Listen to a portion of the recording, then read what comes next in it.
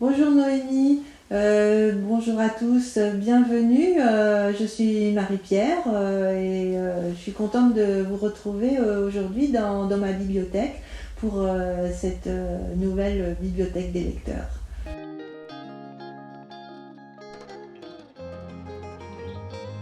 Moi, ce que j'aime essentiellement, ce sont les romans, les histoires qui nous permettent de s'évader un peu et puis de naviguer dans des univers ou des espaces différents.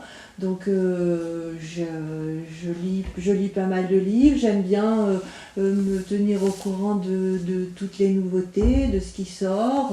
J'écoute les critiques, les émissions littéraires. Et puis, de temps en temps, j'aime bien aussi découvrir de manière un peu spontanée dans les librairies les petits coups de cœur qui me tentent comme ça, sans forcément avoir entendu parler déjà du livre de l'auteur. Et souvent, ce sont des belles petites découvertes. Je vous en dirai quelques mots plus tard.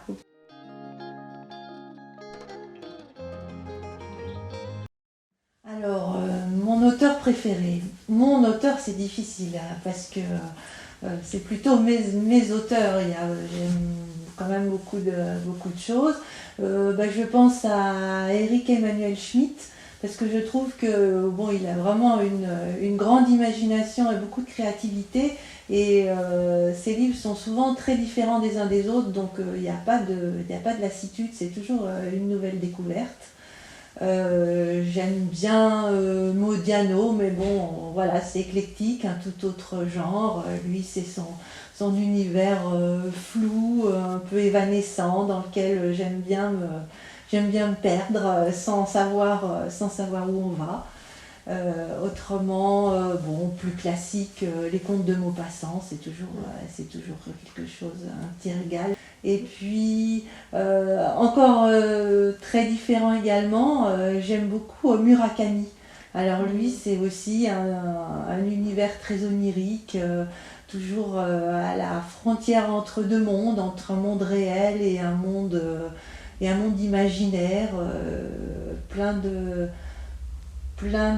comment je dirais, de subtilité. Bon, c'est lui, alors en revanche, on retrouve un peu toujours la même quête, les mêmes thématiques sur les amours un peu impossibles, sur la solitude, mais c'est quelque chose d'assez envoûtant.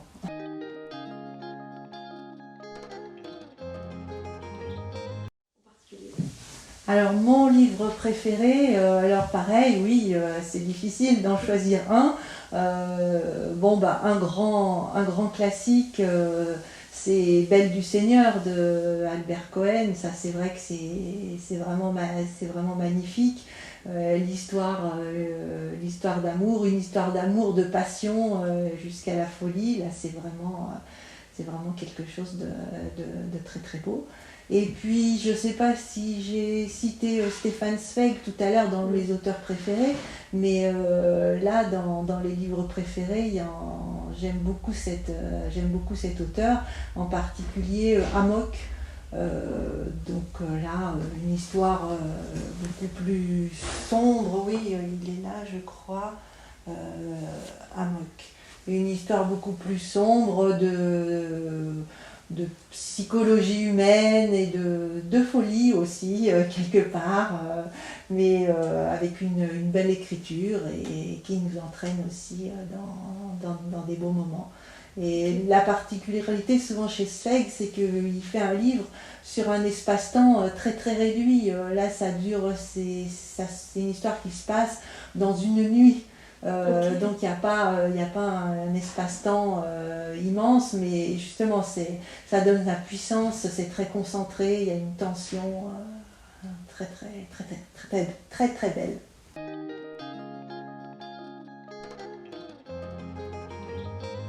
Oui, alors une lecture récente, effectivement, c'est un livre qui fait partie des petites découvertes comme ça que j'ai faites spontanément. Ça s'appelle Changer l'eau des fleurs de Valérie Perrin. donc que je connais pas vraiment, mais c'est vraiment c'est un livre plein d'humanité, avec des beaux personnages cabossés par la vie, mais qui parlent et qui ont beaucoup d'humour. En même temps, il y a de l'émotion. Ça se passe dans un cimetière. Enfin, pas toujours, mais enfin, ça, autour d'un cimetière, on va dire. Mais c'est frais, c'est émouvant, c'est drôle, c'est bien. Je vous le conseille.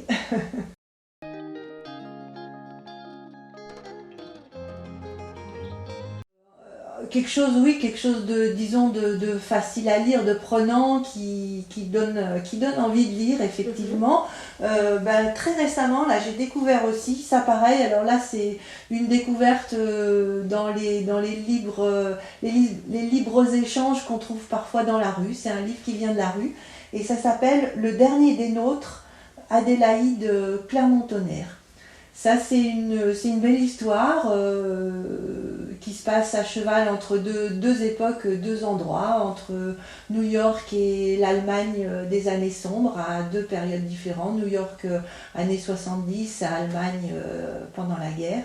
Et le personnage est à la recherche de son identité, il y a une histoire d'amour, il y a un bon rythme, c'est vraiment qui tient en haleine, c'est pas un roman policier, mais le rythme est très soutenu, on a toujours envie d'aller plus loin, ça se lit facilement, et puis il y a aussi beaucoup d'humanité à travers les personnages, très, très belle découverte également, je vous le conseille. À bientôt Noémie, merci.